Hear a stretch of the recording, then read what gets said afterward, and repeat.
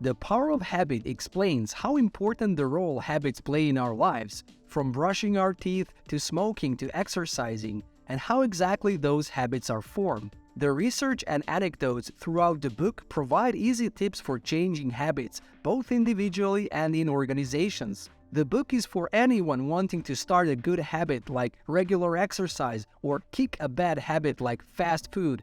Anyone interested in how our tendency to form habits is manipulated by companies, and anyone who wants to implement new routines in their organizations. It is written by Charles Duhigg, a Pulitzer Prize-nominated investigative reporter who writes for the New York Times. He has won numerous awards for his work and has appeared on TV shows such as Frontline and The News Hour with Jim Lehrer. Let's take a look. The first thing to understand is that habits are simple, cue routine reward loops that save effort and endure. Our brain is always looking for ways to save energy, and one way to do this is turn an activity into a habit. So even complex actions that require concentration at first, such as backing out of a driveway, eventually become effortless habits.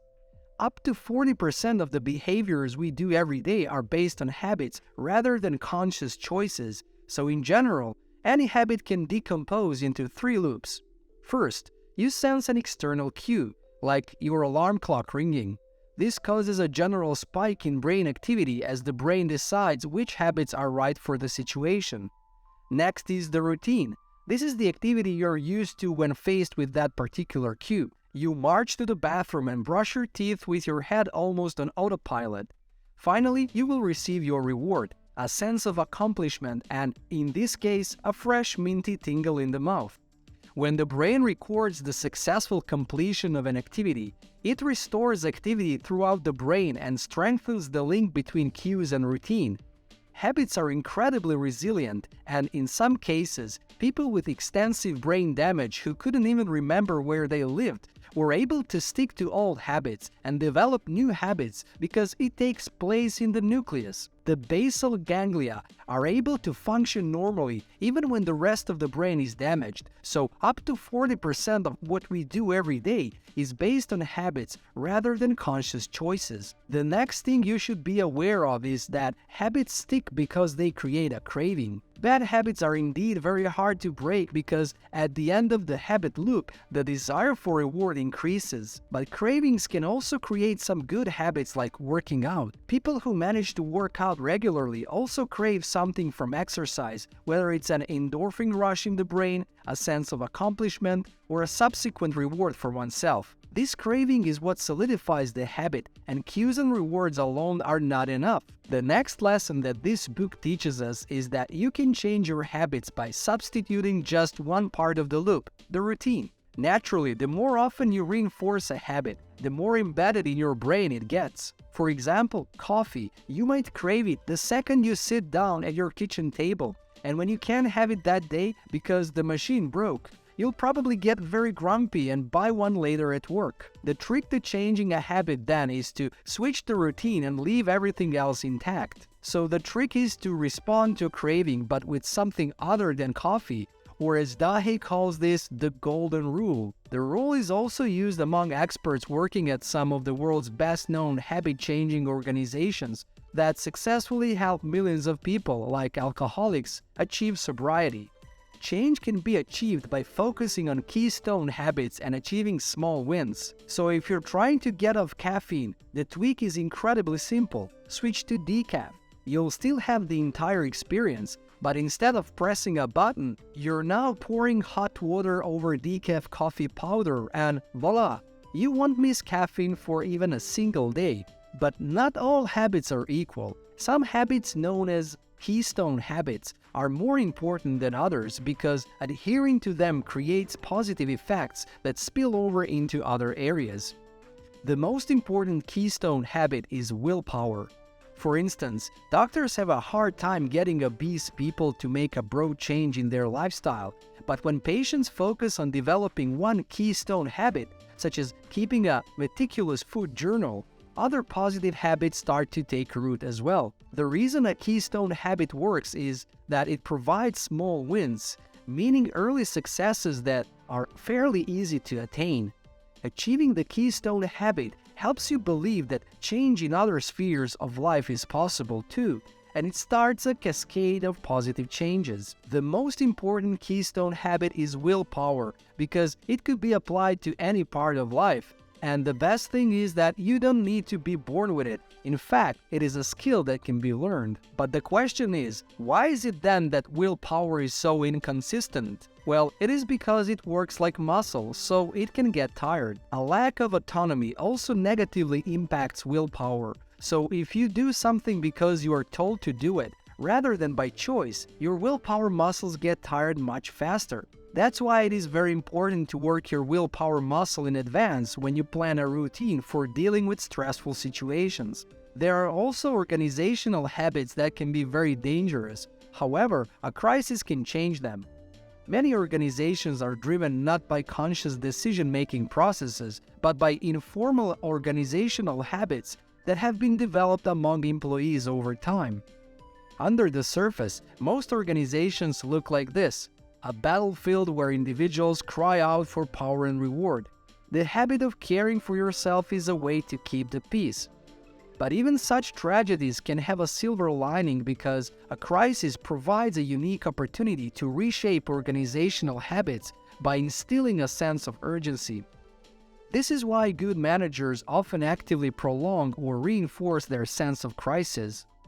Also, be aware that companies can take advantage of habits in their marketing.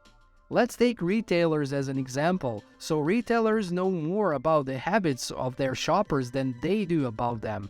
Retailers sift through large amounts of shopper behavioral data and adjust their operations to maximize sales. For example, here's a surprising fact. Most people instinctively turn right when entering a store. Therefore, retailers put their most profitable products on the right side of the entrance. One of the masters of this method is Target, an American retailer that serves millions of shoppers each year and collects terabytes of data about them. Their data analytics are so sophisticated that they are able to determine when their clients are pregnant and predict their due date as their customers' shopping habits have changed, and they buy things like prenatal vitamins. Now you can even do it. By handing out baby coupons, Target was able to effectively lure babies into the store. The analysis worked so well that Target actually knew the girl was pregnant before she told her family. They sent her baby-related coupons to her father, angering local Target executives. However, Target soon realized that people hated being spied on. For these baby coupons to work, they needed to bury them amid random unrelated offers for things like lawn mowers. The offers had to seem like the familiar untargeted ones. When companies try to sell something new, they dress it up in something familiar. For example, a radio DJ can play a new song between two existing hits to ensure that the new song will be popular. This way, new habits and products are more likely to be accepted. We also learned that habits are born from strong ties, peer pressure, and new habits, and that we bear the responsibility for changing our habits. One night in 2008, Brian Thomas strangled his wife. In desperation, he quickly turned himself in and was charged with murder. In his defense, he said that he experienced sleep dreams as he were living a nightmare. In court, the defense argued that when Thomas thought someone was hurting his wife, it triggered an automatic response, in this case to protect her. In other words, he followed a habit. Around the same time, Angie Buckman was sued by the casino company Harrah's for $500,000 in outstanding gambling debts. This was after she had already gambled away her home and $1 million inheritance. In court, Buckman argued that she too was merely following a habit. Gambling felt good, so when Harrah's sent her tempting offers for free trips to the casino, she could not resist. Note that Harrah knew she was a compulsive gambler who had already declared bankruptcy.